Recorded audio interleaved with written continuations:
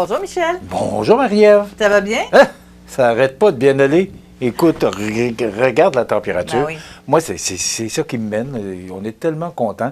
On en profite. Je vois des gens, les gens sont de bonne humeur. Ça joue au golf, ça se promène, les gens marchent en ville. Ça change l'humeur des gens comparativement à lundi, mardi passé, alors qu'on a eu des 50-60 mm de pluie. Oui, là. la semaine dernière. C'est là qu'on voit la différence. Quand on dit que la température nous mène et dirige notre caractère, ça, c'est pas mal vrai. Puis en plus, on a des nouvelles du complexe culturel et sportif en santé durable. Bon, écoute, là, ça s'appelle les grands titres de l'actualité. Mais moi, ce matin, je vais dire le grand titre de l'actualité. Parce que le dépôt, la date maximale pour le dépôt du projet, c'est demain. Et là, bon, c'est la nouvelle là, que tu as sortie hier qui dit que on est allé voir le ministre Drainville. Non, mais on va-tu arrêter de se promener? Je ne veux pas être négatif, là, puis pessimiste ce matin. Là. Ça fait 4 ans qu'on parle de ça, ce projet-là. Et là, on parle encore du PQI. On se souvient que Marie-Ève Proulx, l'ex-députée de Côte-du-Sud, nous disait qu'on ne pouvait pas aller là. Là, on nous sort le Parfir SPA, qui est le programme québécois des infrastructures, on pourrait avoir de l'argent là. Moi, ce que je dis, Marie-Ève, là, il me reste 4 minutes pour le dire. C'est un besoin pour notre région d'avoir le complexe culturel, sportif en santé durable. C'est un besoin. C'est pas, là, tu sais, les installations d'école Caso ont 50 ans. Ça a été inauguré en 1972-73. J'étais à l'école à ce moment-là. On a besoin d'infrastructures nouvelles. On a besoin de ce projet-là. On a besoin de ce projet-là pour amener des jeunes familles dans notre région. Montmagny, comme bien des régions au Québec, a une population vieillissante. Puis je ne suis pas gêné de le dire, je fais partie de ceux-là. Mais là, on a besoin de jeunes familles pour rajeunir notre population, puis amener des industries. Tu sais, tout ça, là, c'est connecté ensemble. Mais là, on est encore à aller voir le ministre Drainville. Monsieur Drainville, comment ça va? Là, on dit que M. Rivet, notre nouveau député, est très positif.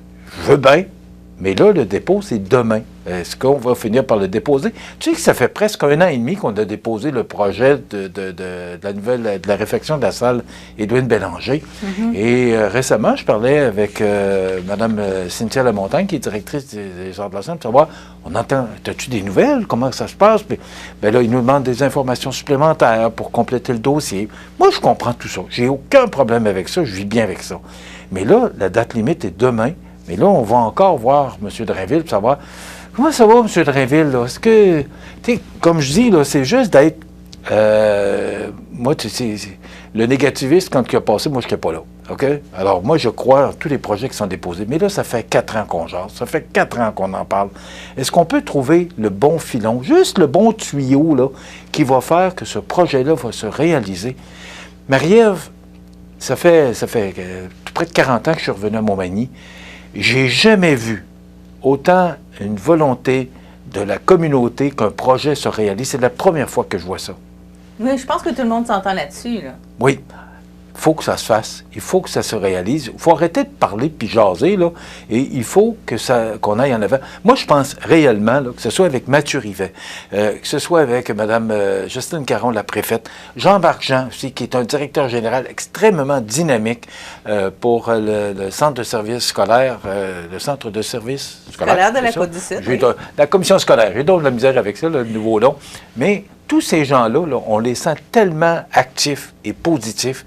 Là, maintenant, là, je pense que c'est au ministre Drainville, qui est responsable de la région Chaudière-Appalaches, à mettre ses culottes puis à aller présenter ce dossier-là aux gens concernés, puis qu'on arrête de faire des rencontres puis de dire, ben, c'est pas le PQI, qu'on trouve le programme. On a des infrastructures vieilles de plus de 50 ans.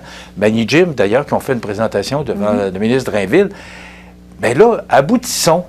Puis, allons de l'avant avec ce projet-là. Moi, j'ai tellement le goût de voir se réaliser. J'ai posé la question à un moment donné, quand est-ce qu'on va avoir le premier pelleté de terre? J'ai posé la question à un moment donné, Mathieu Rivet est venu en entrevue. J'ai dit, est-ce qu'on va avoir cette première pelletée de terre-là avant la réélection, votre réélection? Il n'a pas été capable de me répondre. Mais on espère que demain, c'est le 29 septembre, qu'on va avoir de bonnes nouvelles la semaine prochaine. Voilà, c'était mon commentaire ce matin. Je pense que les grands titres, c'est le grand titre. Ça m'a fait du bien. Oui, je ne sais pas, Michel, si on va avoir des bonnes nouvelles pour la première pelletée de terre la semaine prochaine, mais je sais qu'il y a des annonces qui s'amènent là, pour justement le complexe culturel et sportif en santé durable. Il y a des annonces qui vont être faites très bientôt et on va vous tenir au courant, ça c'est certain. Marie-Ève, il y a du bon monde autour de la table, puis ça nous prend ce projet-là. Alors, let's go!